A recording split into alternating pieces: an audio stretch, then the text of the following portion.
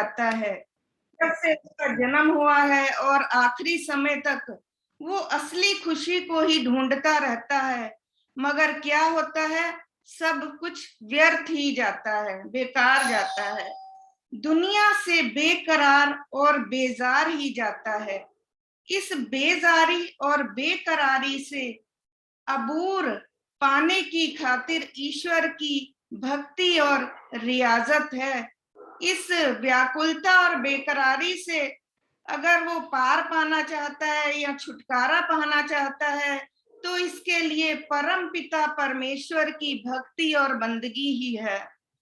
जब तक ईश्वर का विश्वास न धारण किया जावे, तब तक झूठी दुनिया की तमन्ना कम नहीं होती, बल्कि बढ़ती जाती है। और दिन रात बड़ी से बड़ी कोशिश करके गफलत यानी अज्ञान की गिरफ्तारी में आ जाता है। अज्ञानवश होकर वो असली खुशी को पहचान नहीं सकता। ये ही दुनिया की बेजारी है। राजा, भिखारी, तवांगर, कंगाल, सबकी बेजारी एक जैसी है, यानी ख्वाहिशात की आग हर एक को जलाती है। चाहे कोई राजा है, रंक है, अमीर है, गरीब है, सबकी व्याकुलता एक समान ही है। यानी जो कामनाओं की आग है वो हर एक को जलाती है, हर कोई कामना की आग में जल रहा है। इच्छित वस्तु को हासिल करके भी जीव शांति को नहीं पाता और उसके नाश होने से जीव अति दुखी होता है। अगर उसको अपनी मनचाही चीजें भी प्राप्त हो जाएं, तब भी उसको चैन नहीं मिलता है। उसके नष्ट हो जाने पर, नाश हो जाने पर वो और अधिक दुखी रहता है। इस वास्ते दुनिया के रंजो गम की जगह है। इस वास्ते दुनिया एक रंजो गम की जगह है। ज्यों ज्यों दुनिया परस्ती में गिरफ्तार होता जाता है, त्यों त्यों अति कलेशवान होता है। आखिर कालिबे अंसरी यानी नश्वर शरीर को छोड़कर फिर दूसरे कालब यानी शरीर की गिरफ्तारी में आ जाता है। यही हालत बनी रहती है जब तक कि अविनाशी खुशी यानी ईश्वरीय शक्ति के साथ मिलाप ना कर लेवे। जीव ईश्वर शक्ति का जुज्ब है यानी अंश है। इस वास्ते ये अपने कुल स्वरूप के जाने बगैर कभी भी ख्वाहिश के अजाब यानी दुख से छूट नहीं सकता। मन की इस बेकरारी को दूर करने की खातिर अपने कुल स्वरूप यानी ईश्वर की प्रस्तिश है यानी पूजा है। जिस वक्त ईश्वर का विश्वास दृढ़ हो जाता है, उस वक्त फनाह जाल से मुखलसी हासिल करता है। जिस वक्त इसको ईश्वर का पक्का विश्वास हो जाता है, उस समय ये नाशवान जाल से मुक्ति हासिल कर लेता है। पैदाइश और फनाह यानी जन्म और मृत्यु से छूटने की खातिर ईश्वर भक्ति है। बाकी दुनियावी पदार्थों की खातिर जो भक्ति करता है वो जहालत है यानी अज्ञान है। जो कुछ भी जीव ने नेकी बद कर्म किया है उसका इवजाना जरूरी मिलता है। जो भी जीव ने शुभ और अशुभ कर्म किए होते हैं उसका फल तो कहते हैं भुगतना ही पड़ता है, वो उसे जरूर मिलता है। खवाहे इबादत करे खवाहे ना करे, चाहे वो बंदगी करे, ईश्वर की भक्ति करे या ना करे। ईश्वर की भक्ति विशेष रूप से इस वास्ते की जाती है कि आरजी यानी क्षण भंगुर दुख सुख में समता बनी रहे, हर हालत में धीरजवान रहे और ख्वाहिश के अजाब से छूट मिले। यही दर्जा निजात यानी मुक्ति की स्थिति का है।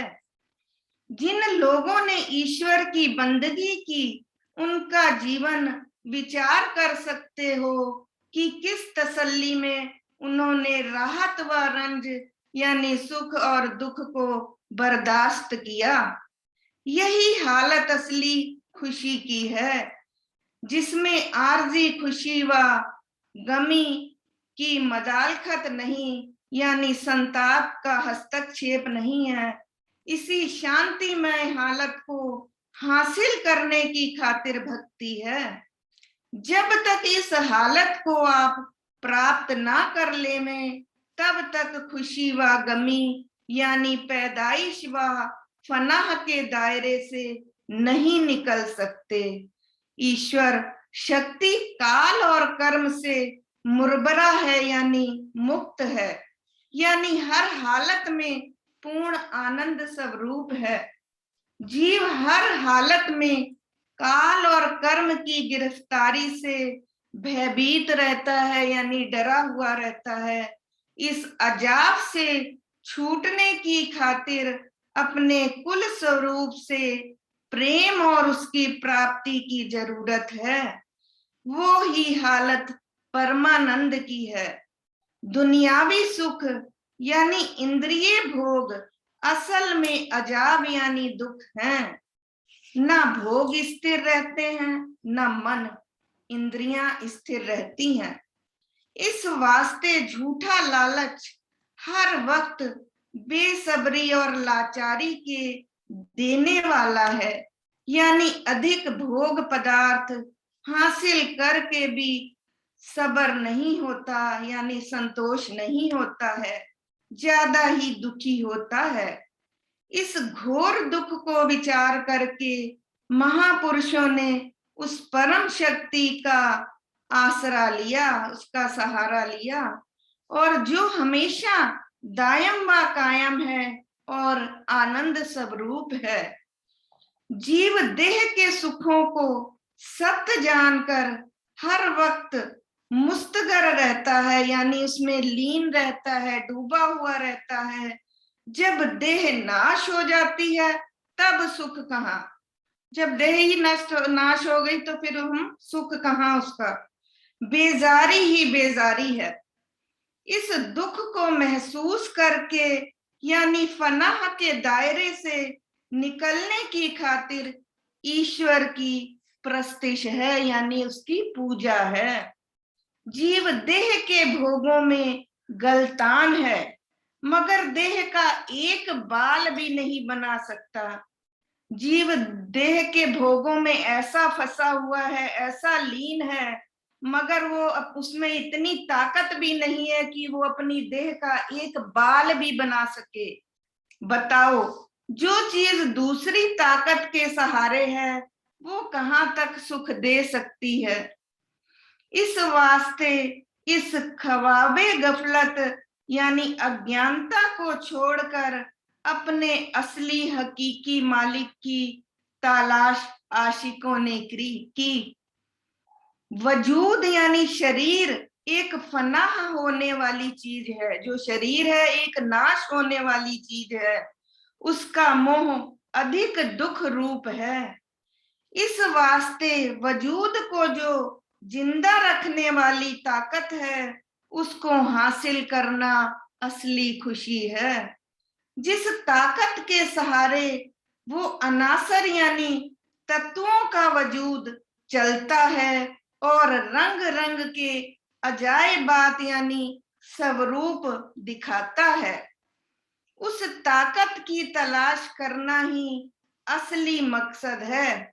उस ताकत की खोज करना ही असली लक्ष्य है, उसका ध्येय है। ईश्वर सत्य है और दुनिया मिथ्या, कहते हैं ना, सत्य करतार और झूठ संसार।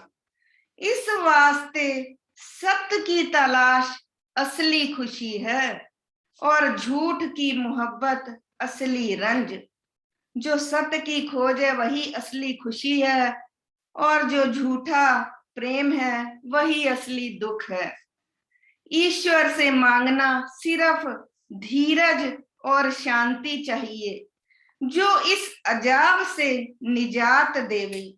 और मादी यानी भौतिक पदार्थ जीव अपनी कल्पना से हासिल कर सकता है, मगर ये सख्त रंज के देने वाले हैं, दुख के देने वाले हैं। ये गौर करके विचार करें, तमाम कायनात यानी प्रकृति का जो आधार है, उसकी तहकीकात यानी खोज कायनात के रंजोगम से छुड़ाने वाली है।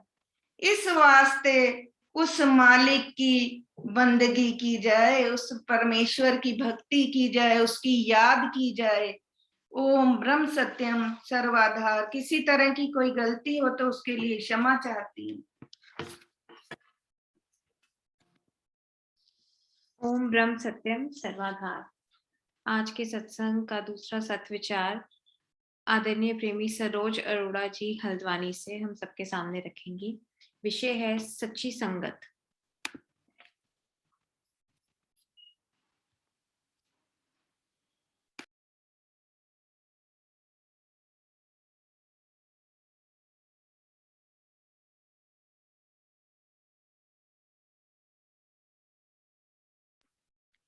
आदरणीय प्रेमी सरोज अरोड़ा जी प्लीज अपना अनम्यूट कर लें।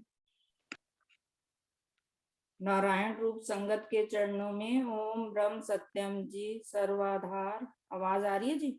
सर्वाधार जी।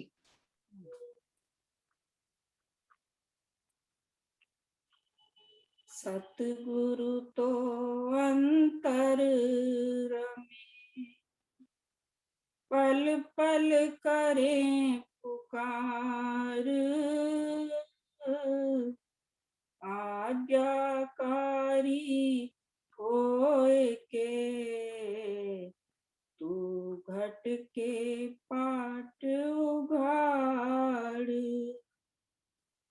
सतगुरु तो अंतर रमे, पल पल करें पुकार,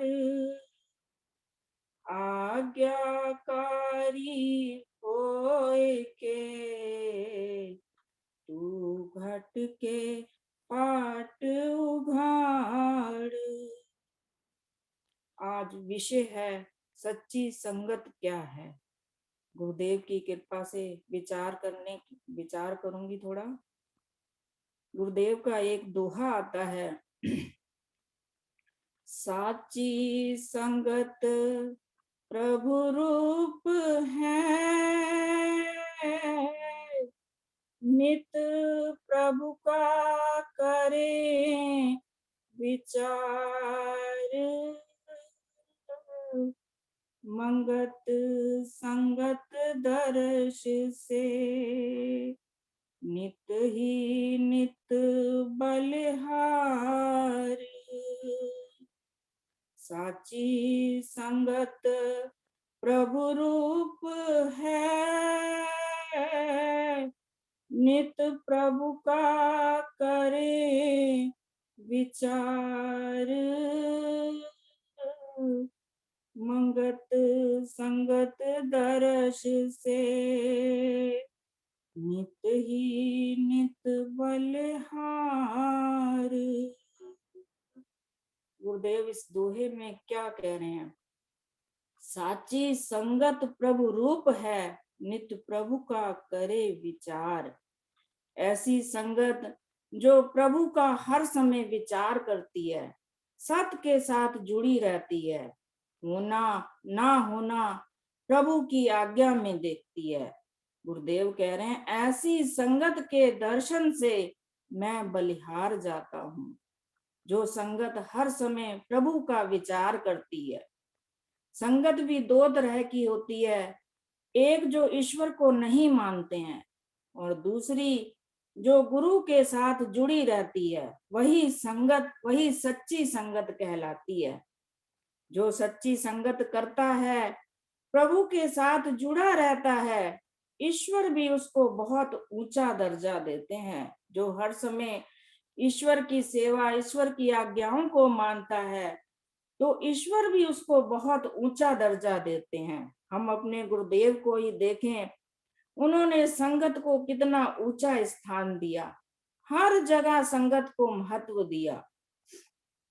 एक बार गुरुदेव कहीं जा रहे थे। कुछ प्रेमी भी साथ में थे। जब रास्ते में वापस आ रहे थे तो रास्ते में कुछ मुसलमान प्रेमियों के घर पड़ते थे, जहां से आश्रम के लिए दूध लाया जाता था। तो उन प्रेमियों ने गुरुदेव को आते हुए देखा और रोक लिया और प्रार्थना की कि पीर जी, हमारे पशु बीमार हो गए हैं, दूध नहीं दे रहे, स्वास्थ्य उनका ठीक नहीं है, आप उन पर मेहर करो, कृपा करो। गुरुदेव कहने लगे कि ये क्या कर सकते हैं। फिर कहने लगे, फिर एक बड़े पत्थर पर, फिर उन्होंने, बीमारी लग गई, स्वास्थ्य ठीक नहीं था, तो उन्होंने कहा, पीर जी दुआ करें ये ठीक हो जाएं। गुरुदेव ने कहा, ये क्या कर सकते हैं। फिर एक बड़े पत्थर पर जल छिड़का और प्रेमियों, संगत के प्रेमियों को आगे किया और कहा, महामंत्र पढ़ो। देखिए संगत को कितना ऊंचा दर्जा दिया। उनके पशु ठीक हो गए, जहां से आश्रम के लिए भी दूध आया करता था। प्रेमियों से ही कहा कि महामंत्र पढ़ो। एक बार गुरुदेव किसी गांव में ठहरे हुए थे। वहां पानी की बहुत परेशानी थी। गुरुदेव तो अंतर्यामी थे। देखा और सबको एक स्थान पर ले गए और कुआं खोदने के लिए कहा और संगत से महामंत्र पढ़वाया गया और अपने कान से एक दो बूंदे खून की डाली और कुएं से पानी आ गया। वहां पर भी संगत को ऊंचा स्थान दिया। गुरुदेव क्या फरमाते हैं वाणी में, देखिए, आप न खावन लावन का चाओ, अमृत भोजन औरों को खिलाओ। क्या कहते हैं गुरुदेव, खुद वो कुछ भी खाना पीना, खाने पीने का गुरुदेव को चाव नहीं था। हर समय दूसरों की सेवा और अपने से अच्छा संगत को खिलाना, सब में परमात्मा के दर्शन करना। एक बार प्रेमियों ने पुरानी दाल सम्मेलन में इस्तेमाल करने के लिए कहा कि दाल बची पड़ी है, वही मिला देते हैं नई दाल लाके। लेकिन गुरुदेव ने साफ मना कर दिया कि संगत को, नारायण रूप संगत को पुरानी दाल नहीं खिलानी है। एक बार एक प्रेमी अंगूर लेके आया प्रसाद के लिए। उसने बाजार से अंगूर खरीदे और अंगूर थोड़े सस्ते ले लिए कि संगत में बरताने हैं। अंगूर लेके आया। गुरुदेव ने देखे कि अंगूर थोड़े थोड़े खराब हो रहे हैं, तो क्या संगत में बांटने के लिए नहीं दिए और वो अंगूर अपने लिए रख लिए। दूसरे दिन वो प्रेमी जो था तो कहने लगा, गुरुदेव ने कह दिया कि अंगूर ये खुद खा लेंगे। दूसरे दिन वो अंगूर मौसमी लेके आया कि गुरुदेव शायद मौसमी का प्रसाद ग्रहण करेंगे, और संगत के लिए आम, देसी आम ले आया, थोड़े से सस्ते वाले। तो गुरुदेव ने वो भी देखा और उसने प्रार्थना की, गुरुदेव मौसमी तो आप खा लेंगे, अंगूर नहीं खाते हैं। तो कहने लगे, मौसमी भी इनको पसंद नहीं है, और मौसमी का प्रसाद संगत में बंटवा दिया कि वो बढ़िया थी, और आम जो खट्टे थे, देसी आम थे, उनको पीछे जाकर खुद चूस लिया। देखिए संगत को कितना ऊंचा स्थान देते थे गुरुदेव। नारायण रूप संगत कहते थे। कोई भी ऐसा आश्रम नहीं जिसमें गुरुदेव ने अपने नाम की रजिस्ट्री कर रखी हो। हर आश्रम संगत के नाम से, संगत समतावाद के नाम से। जब तपोभूमि आश्रम बन रहा था तो प्रेमियों ने सोचा कि गुरुदेव ये अपने लिए आश्रम बना रहे हैं। तो गुरुदेव से पूछा प्रेमियों ने कि ये आश्रम आप अपने लिए बना रहे हैं। तो गुरुदेव ने क्या कहा, हमें एक जगह पर बांध कर मत रखो, ये सब आपके लिए है और ये तप का स्थान है। गुरुदेव क्या कह रहे हैं आगे, साध की संगत सतसंगत जान, निर्दोष ज्ञान जा होए बखान। कह रहे हैं साध की संगत सतसंगत जान। कह रहे हैं सच्चे साधु की संगत ही सतसंगत जान, जहां से क्या मिलता है, निर्दोष ज्ञान। जो ज्ञान जिसमें कोई दोष नहीं होता। ऐसा ज्ञान साधु की, सच्चे साधु की संगत से मिलता है। उनके लिए ना कोई हिंदू होता है ना कोई मुसलमान, सबके लिए एक जैसा ज्ञान होता है। एक बार हमने सुन रखा है, एक मुसलमान प्रेमी आश्रम में आया जिसका लड़का बीमार था और उसने गुरुदेव से प्रार्थना की, गुरुदेव मेरा लड़का बहुत बीमार है, एक ही लड़का है, डॉक्टर ने मना कर दिया है, आप दुआ करें कि वो ठीक हो जाए। गुरुदेव ने आगे से क्या कहा कि ये क्या कर सकते हैं, ये खुद बीमार हैं। तब भी वो बैठा रहा आश्रम में, उठा नहीं। प्रेमियों ने बहुत कहा कि चाय का प्रसाद ले लो, खाना खा लो, लेकिन वो उठा नहीं, बैठा रहा। गुरुदेव ने भी कहा कि प्रेमी घर जाओ, तो कहने लगे मैंने तो दुआ कर दी है, अरदास कर दी है आपके सामने, अब आप जानो, मुझे कुछ नहीं चाहिए खाने के लिए। तो गुरुदेव ने कहा कि कैसा जिद्दी प्रेमी है। फिर प्रेमियों को बुलाया, संगत को बुलाया और कहा कि इसके लिए 5 बार महामंत्र पढ़ा जाए। फिर सबने मिलकर महामंत्र पढ़ा और वो प्रेमी उठकर खड़ा हो गया, कह रहा है मैं मालो माल हो गया, मुझे सब कुछ मिल गया। प्रेमियों ने बहुत कहा कि कुछ खा लीजिए, कहने लगा नहीं, मुझे अब सब कुछ मिल गया है। कुछ समय बाद पता चला कि उसका लड़का ठीक हो गया। देखिए फिर संगत को कितना ऊंचा स्थान गुरुदेव देते हैं। क्या कह रहे हैं, सब कुछ करके रहे न्यारा, सत साहब का अजब पसारा। सब कुछ कर भी देते हैं और न्यारे हो जाते हैं कि हमने कुछ नहीं किया। सब कुछ करके रहे न्यारा, सत साहब का अजब पसारा। परम आनंद घर करे निवास, साध की संगत करे काल का नाश।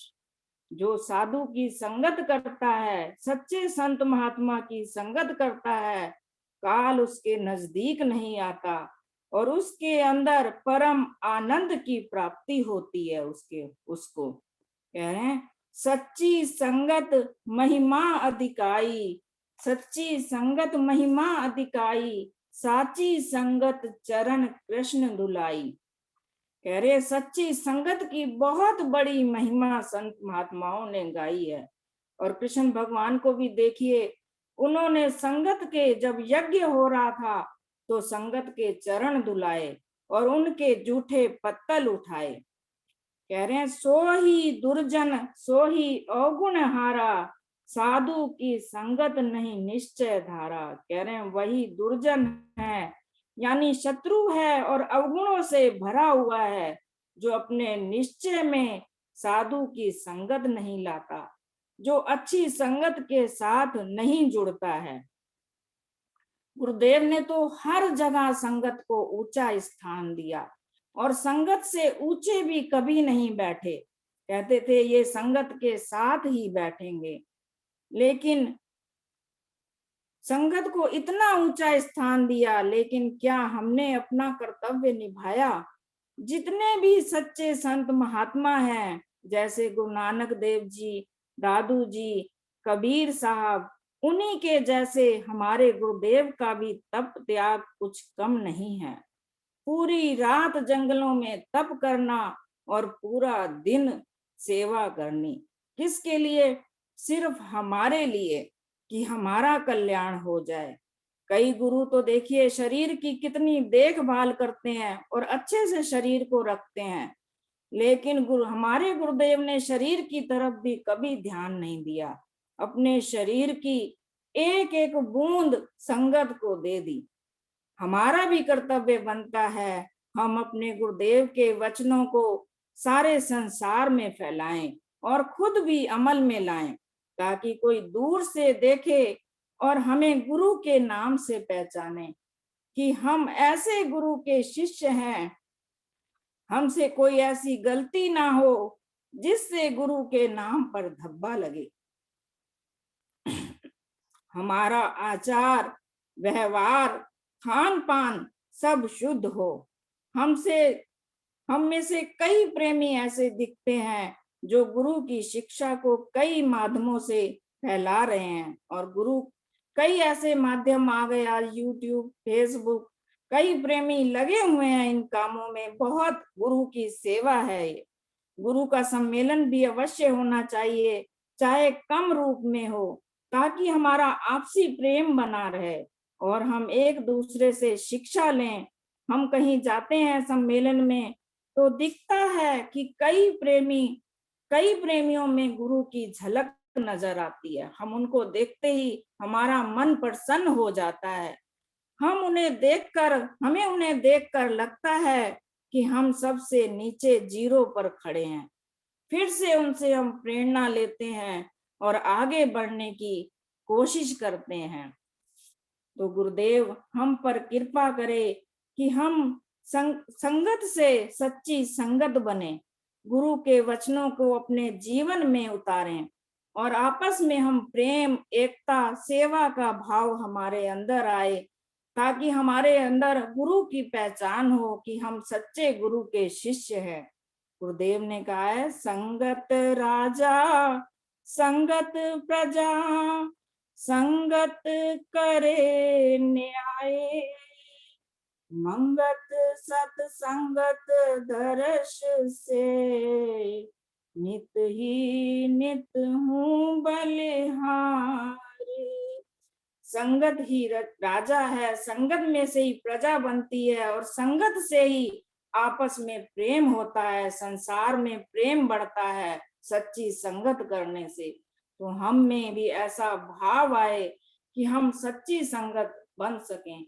ओम ब्रह्म सत्यम सर्वाधार। कोई त्रुटि हो गई हो तो क्षमा कीजिएगा। ओम ब्रह्म सत्यम।